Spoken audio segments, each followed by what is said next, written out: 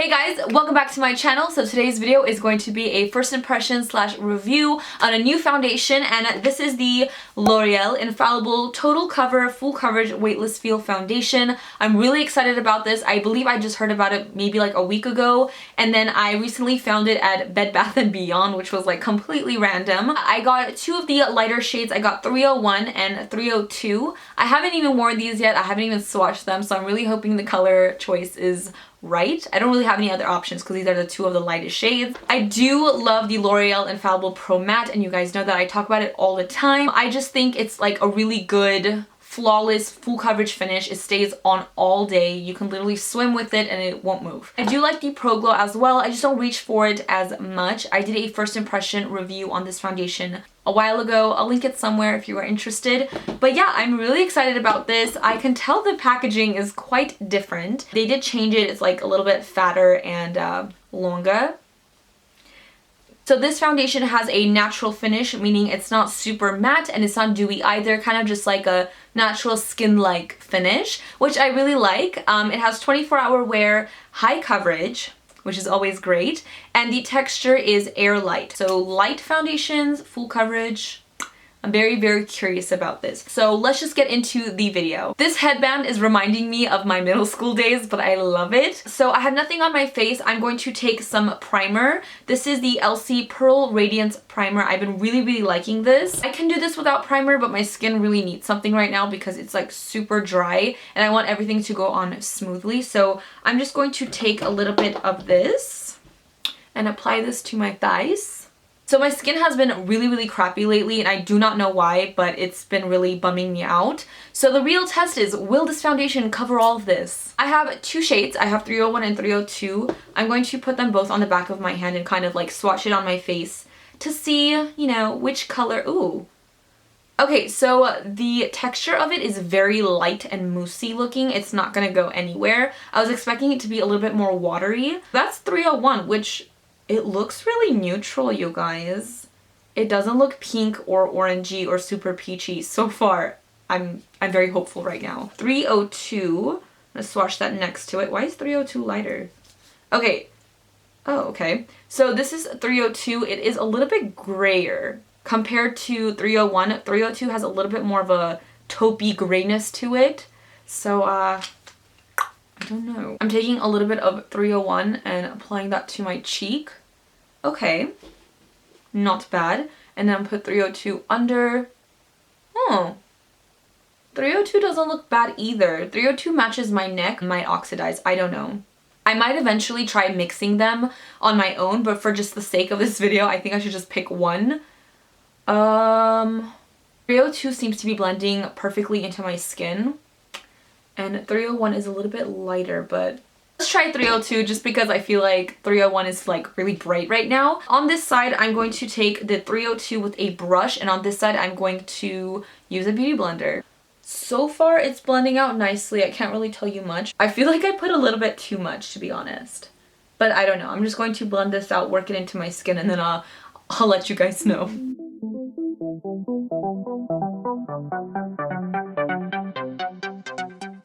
I look so weird right now, but I promise I look a little bit more normal in real life than I do on camera. I look like a ghost, but the color does look really good so far. It's not too pink or orange, which I'm really, really happy about. That was like my #1 concern, to be honest.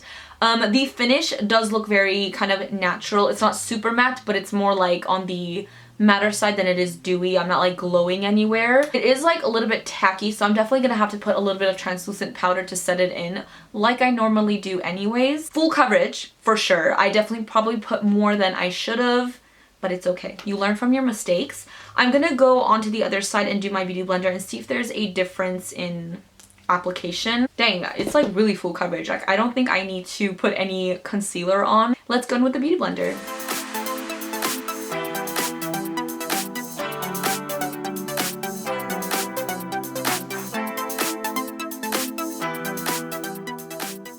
Okay, so looking in the mirror, I don't see like a huge difference between each side. Obviously, I put less on that side because I think I went a little bit overboard on this side. So there are a few blemishes. I feel like I could have gone back and covered a little bit more, but for the most part, it doesn't there's not really a big difference between like the application. Obviously, beauty blenders kind of make it look a little bit more diffused and softer, and they don't put as much product on your skin. It definitely looks like I'm wearing makeup. It's not a super natural look if you're into that. Trying to like look at my face and just really take it all in. It's not I definitely think I need to wear this longer to really like make up an opinion about it, but so far so good. I mean, this is going to be a good foundation, I feel like, for days where I want something really quick that covers really well. So yeah, I'm going to go ahead and do the rest of my face really quickly, and I will be right back.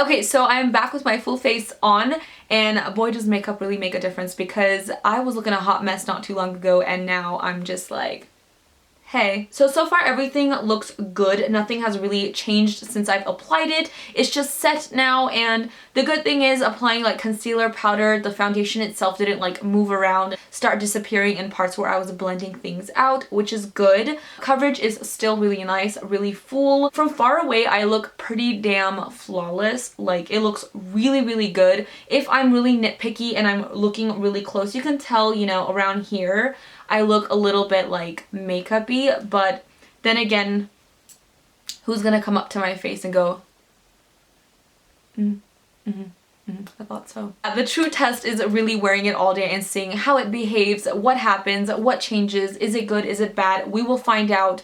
I'm gonna go run some errands today. It is currently, what time is it? It is about 4 o'clock right now. I know that's like a late start to the day, but that's me. I will be back later tonight with some opinions. Okay, I'll see you guys then. Bye. 8 hours later.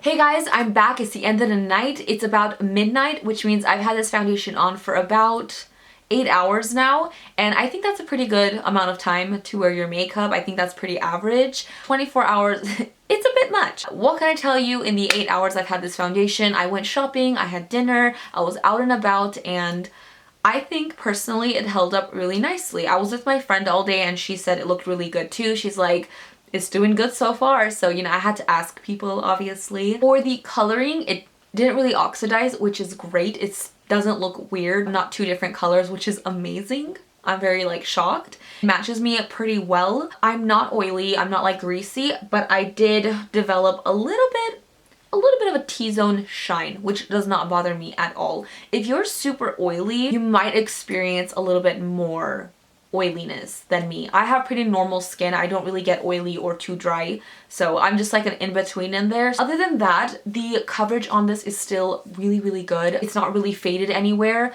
My scarring and blemishes are not really peeking through anywhere, so that is awesome. Probably around my nose, like this little area right here, That's the first place foundation usually starts fading or gets like cakey looking. It's not super cakey, but I can tell there's like makeup there, if that makes any sense. It's really not bad. It hasn't really creased in my smile lines and my forehead, which is amazing because a lot of foundations do that. Like I have a lot of expression lines and my foundation always settles into them, which is very unfortunate. But that's not the case with this. It actually does look like a very natural finish, which I'm very much enjoying. I'm obviously going to try it with different like powders, a different concealer, maybe without primer and things like that. I'm going to keep wearing it. I'm going to keep testing it out. I think I actually really like this. It looks really good still for the end of the night. Like I'm like tired. I'm exhausted. I've been rubbing my face all day too, so I have naturally kind of textured skin. It's very hard to find makeup that doesn't accentuate that, and this is not accentuating it at all. It actually looks pretty smooth, and I think, like I was saying when I was applying the foundation, sometimes you need the foundation to just really settle into your skin and mix with your natural oils. That sounds so disgusting. It just settled really nicely. It looks like skin makeup. That probably makes no sense. So that is my little first impression review. I hope that you guys enjoyed this video and found it helpful. I feel like I suck at these videos. I feel like I'm all over the place, but I want to give you guys as much information as I can, but I always feel like I'm leaving something out. So if you have any questions, something I didn't cover, feel free to leave them in the comments down below and I'll try to get to as many questions as I can. Other than that, don't forget to follow me on Instagram, Makeup by Jessie. I drop everything all the time. And don't forget to subscribe to my channel for more videos, and I will see you guys in the next one. Bye guys.